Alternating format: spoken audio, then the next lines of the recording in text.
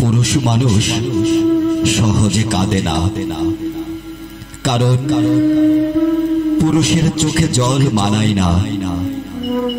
জন্মের পর তাদের মাথায় ঢুকিয়ে দেওয়া হয়, যত কষ্টই হোক তোমার চোখে জল আনা যাবে না। নারীরা হুটহাট কেঁদে উঠতে পারে, নারীরা রাগে কাঁদে, অভিমানে কাঁদে, কষ্টেও কাঁদে, কিন্তু পুরুষ কখনো অভিমান কিংবা রাগে কাঁদে না।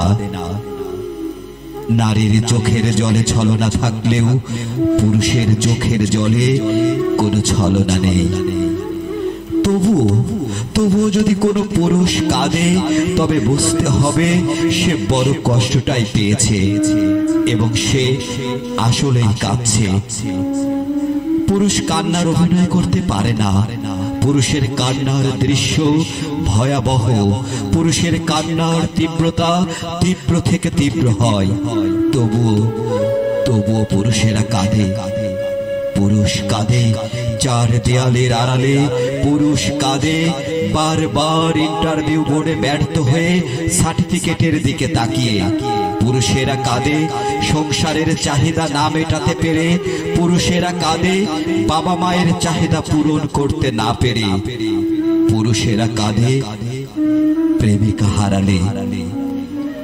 পুরুষ মানুষ নিজের জন্য যতটা না কেঁদেছে, তার চেয়েও বেশি কেঁদেছে অন্য কারোর মন রক্ষার জন্য। পরিবার, বাবা মা, ছেলে মেয়ে কিংবা প্রেমিকার আবদার পূরণ করার জন্য পুরুষের চোখের জল মাটিতে ফেলতে হয়, যা অনেক প্রেমিকাই জানে না। ইতিহাস বলে, যে নারী ইচ্ছাকৃতভাবে পুরুষের চোখের জলের কারণ হয়েছে, সে নারীর জীবনে খুব একটা সুখী হতে পারেনি।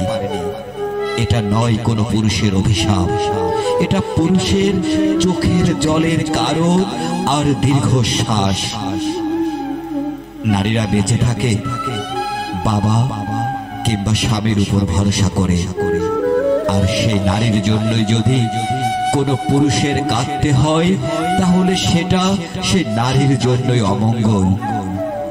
পুরুষের চোখের জল কখনো বিফলে যায় না, প্রকৃতি তার প্রতিদান দেয়। তবুও পুরুষেরা বীর। দিন শেষে একটা পরিবার, বাবা মা কিংবা একটা নারীর বেঁচে থাকার শক্তি। পুরুষকে কাঁদিয়ে যে নারী জীবনে বড় হতে চেয়েছে, তার সারা জীবন ভাঙতে ভাঙতে গেছে।